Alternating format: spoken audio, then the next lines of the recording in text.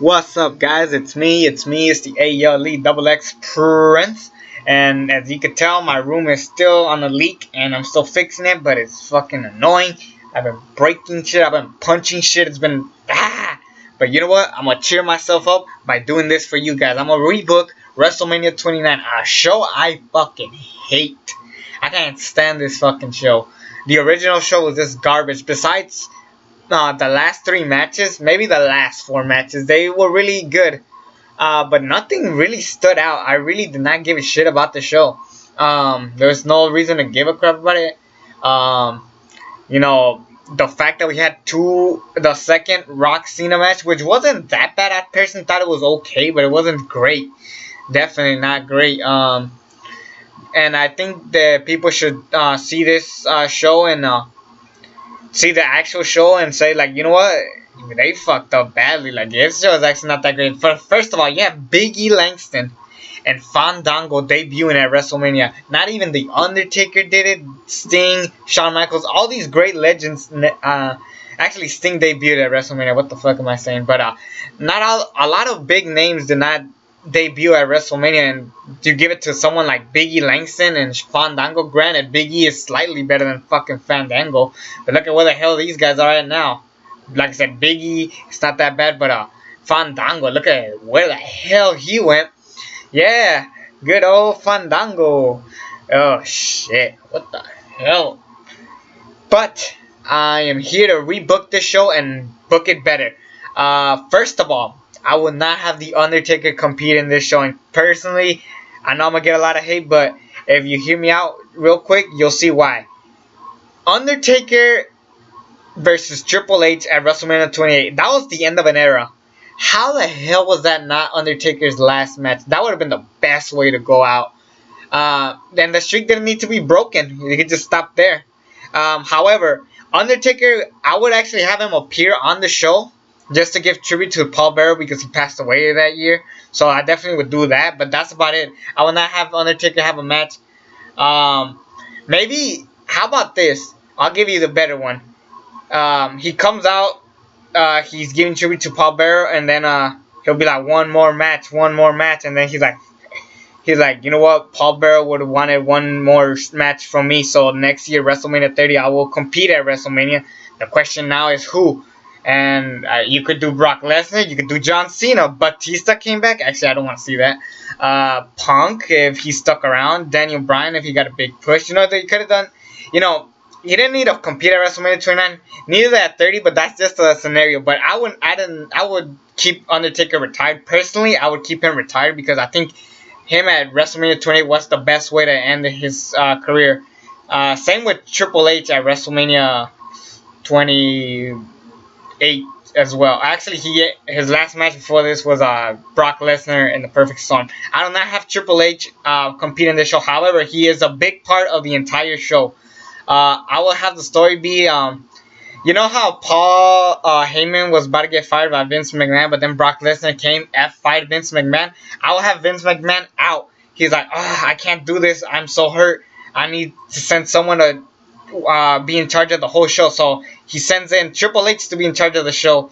And then Brock Lesnar be like, you have to do all of Vince McMahon's chores now. And then he's like, if I wanted to fight you at WrestleMania, I would, but I won't.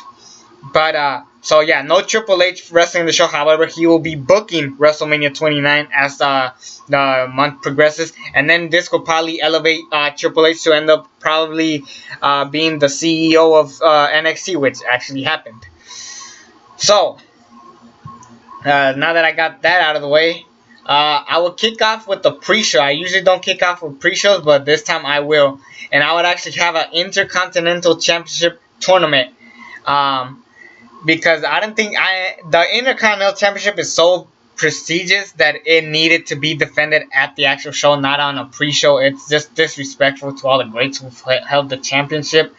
And I'll basically have a tournament, and the final two will be Ryback and Mark Henry. And they go off for a while, and then Ryback has that huge shell shock moment. People mark out like, oh shit. And then Ryback goes on to face Wade Barrett for the Intercontinental Championship in the main show. Now, for the actual show, I've actually booked Daniel Bryan versus Kane. Kane, well, first of all, they lose the championships to the Shield at the Royal Rumble. And they're fighting, and then Daniel Bryan's like, you know what? I'm tired of carrying Kane. I should be at the world title picture, but I'm always carrying this piece of crap that doesn't have it anymore. I want a match against you. You know what? You've been letting me down, so I want to fight you and show that I'm the best. And it can't be this story of like, you know what? I don't mind fighting a guy who could lose in 18 seconds, and then everybody's like, ooh, and the feud could be really good. And these guys have had pretty solid matches. They had a really great match at Extreme Rules 2014, but that's beyond the point. That's besides the point. We have the match, and I would have Daniel Bryan win, and this would be the perfect way to debut the flying knee. I think that would be a great moment to debut the flying knee, because I don't think he needs to tap out. Kane needs to tap out, or actually he could do the dive, the head dive from the top rope. Maybe that could end it. Actually, the flying knee could actually debut when he faces John Cena at SummerSlam, and I'll talk about John Cena later. Next match, I would have Kaitlyn versus AJ Lee. They've had a great match at Payback. Keep the exact same match from Payback. And the story is already there. This match is, for some reason, it never happened at WrestleMania. It should have happened. And basically have the exact same match they had at Payback. Because that match was really, really good. If you haven't seen it, Google it, YouTube it, whatever you have to do. Watch that match. It's really fucking good. And I obviously, of course, I would have AJ Lee win. Come on. It's AJ Lee. Next up, I would have The Shield versus Randy Orton, Sheamus, and Rey Mysterio. Not Big Show. I don't think it worked out that well, if you guys remember that. I will give this enough time, like 10 minutes at most. 10 minutes? Yeah, I think 10 minutes will be really good for this match. And then I would have The Shield obviously go over. Shield and, Seth Rollins and Roman Reigns are the tag champions. And then Dean Ambrose maybe later on goes on to take on the United States champion, which I'll get to later on. Next up, by the way, right after the match, I would have Randy Orton turn heel because that's what was going to happen anyways early on the show. So, earlier in the year, I should say. But, so have Randy Orton turn heel and then injure Rey Mysterio because I know he was out. So, it's something they were going to do anyways. So, next match, I will have Dolph Ziggler. First of all, I will have Dolph Ziggler cash in at the Royal Rumble. He goes inside the Royal Rumble as world champion as the number one entrant, and then have Chris Jericho come out, and then they start the feud from the Royal Rumble to here. Dolph Ziggler, Chris Jericho World Championship match. Who will win? I would have Dolph Ziggler win because I think he deserves the moment more. However, Chris Jericho, I wouldn't mind if he won either, but he already beat him at SummerSlam, so I would have Dolph Ziggler win in this match, and it would be a really good match if given time. Plus, how the hell did this match not actually happen? We still get Swagger and Alberto Del Rio for the World Championship. Dolph Ziggler had to take on the Tag Team Championships, and fucking Chris Jericho took on Fandango and lost to Fandango, a guy who we've never heard from since then. Besides his theme song. Shoot. So yeah, I will have Dolph Ziggler win. Easily deserving. Great moment for Dolph Ziggler. Around here, the crowd will get a little bit tired maybe. So I'll probably put like a concert or something. Or whatever. Or the Undertaker tribute that I mentioned earlier. Next match, I will have you guys might be shocked what I'm going to say.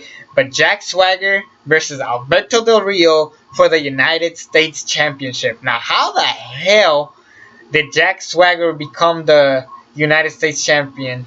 Well, at the Royal Rumble, I'll have Jack Swagger return, throw Cesaro out of the ring. They have a mini feud, and then it gets to the point that Jack Swagger injures Cesaro, that he will not be able to compete at WrestleMania, and Jack Swagger is your United States Champion.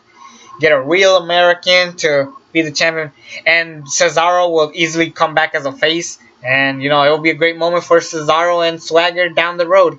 However, this match, Jack Swagger versus Alberto Del Rio, who would I have win? And first of all, would I give Jack Swagger an entrance? Of course I would give him his fucking entrance. But I will have Alberto Del Rio win, I'm being dead honest. Just to have that one moment, because around here, it was at a time where United States, people from like Mexico and other places did not get a lot of respect. So it will be a great moment for Alberto Del Rio to hold the United States Championship. He was world champion before, but many people have done that too. Miz, Dean Ambrose, so that argument's whatever. But Alberto Del Rio holds the United States champion high and hell, and it will be a great moment for that. Don't worry, I'm not burying Jack Swagger. Actually, well, first of all, he got suspended. Well, he was going to get suspended due to the DUI incident. So after this, I have Jack Swagger be gone for a while and then come back around Payback. I think Payback will be the right pay-per-view for him to come back and then maybe win the championship back there. But yeah, it'll be a great moment for Alberto Del Rio and, for me, because I think that was a great moment. And I would actually give this match some time because the first match was actually not that bad. People hate on it, but it was actually a pretty enjoyable match. It just didn't deserve the World Championship. Anyways, next match I'm going to be talking about. This is a Brock Lesnar match I put up in this show. I put a Brock Lesnar match, and who the hell is Brock Lesnar going to face if Undertaker's not around? Triple H ain't around. Who would I put Brock Lesnar against? Well, that answer's pretty simple. If you smell The Rock. Yes, The Rock. Why would I do that exactly? Well, let's kick it all the way back to the Royal Rumble. First of all, I'll have CM Punk versus The Rock happen without the whole if Shield interferes, CM Punk loses the championship. That was stupid. I would never have that ever happen. But I would have the lights go out. Like in the real Royal Rumble match, they'd have Rock be like on a table where like who the hell is it? Is it the Shield? Who is it? Then later down on the road we found out it was Brock Lesnar this whole time. So then the feud's there from there, and it will be a highest selling match. Why is it not the main event? Because I think one match deserves it 10 times more than Rock and Brock. And who would I have go over? Brock Lesnar, easily, because after this, Rock leaves anyways. And then Brock Lesnar could be a dominant person. I mean, even though he lost to John Cena, this is the best way to redeem himself. He beat Triple H and Brock Lesnar. That's saying a lot. I mean, Triple H and The Rock. Brock beat Brock. No. He beat Dwayne The Rock Johnson, an actor. It'll be a great moment for Brock Lesnar saying that this guy's a big deal. So then when he does come back, it's a must-see match. So that would be a perfect way to build Brock Lesnar and give a really good match. It could be a really damn good match, honestly. If you've seen their match at SummerSlam 2002, they could have another great one here at the WrestleMania. I mean, come on, it's Wrestle-freaking-Mania. And next match, we have the rest of the crowd. So why not have Wade Barrett finally put his Intercontinental Championship on the line after Ryback struggling and winning the tournament. He gets enough time to rest. Around here will be probably like the 3rd hour. So I'll have this match. It'll probably be like a short ass match because honestly I don't want to see a full length match in here. And then I'll have Ryback win the Intercontinental Championship. Now I know a lot of you guys don't like Ryback. I don't like him that much either. But if you guys wanted to build Ryback as a dominant person, this is the perfect way. I mean, you guys already screwed him up in the Hell in a Cell match, the Shield match. Actually, the Shield match wasn't that bad for him. But you know what I'm saying. This would be the best way to build up Ryback. And yeah, bar none. Next match, and I'm going to get a lot of controversy here. I would have CM Punk put the WWE Championship on the line against the Royal Rumble winner, John Cena. And the only reason why I'm saying this would be controversial is because I would actually have John Cena go over. I'm not joking. I think this would be a good moment because it could lead to a double heel turn. First of all, that could lead to a double turn. CM Punk is face and John Cena is a heel. That would be a good thing. Second off, CM Punk was gonna leave right after this. If you guys remember, he was gonna take a break until SummerSlam, but instead he comes back for Payback because of shenanigans and shit. So then at WrestleMania 30, if CM Punk was never left, which I doubt he would if this happened, he would definitely have a bigger marquee match, and he would definitely go over whoever he faces, whether it's the WWE Champion. Hell, maybe I would put him against Brock Lesnar. Who knows? But yeah, definitely have John Cena go over here. And first of all, right before the match starts, I will have Shawn Michaels come out. And you're like, why is Shawn Michaels doing that? And he's there to reveal the brand new WWE Championship, the one that The Rock debuted. I think that would be a good thing to do. So yeah, I think that would be the perfect way to debut a new championship, have a good match. And these guys have a phenomenal match. These guys had a great match on Raw in 2013. Actually, it was my match of the year that year. So definitely they could pull off another classic match here. And I think it will be a great WrestleMania if you book it this way. Because, and I know you guys are saying like, oh, CM Punk left because he didn't win at WrestleMania and this and that.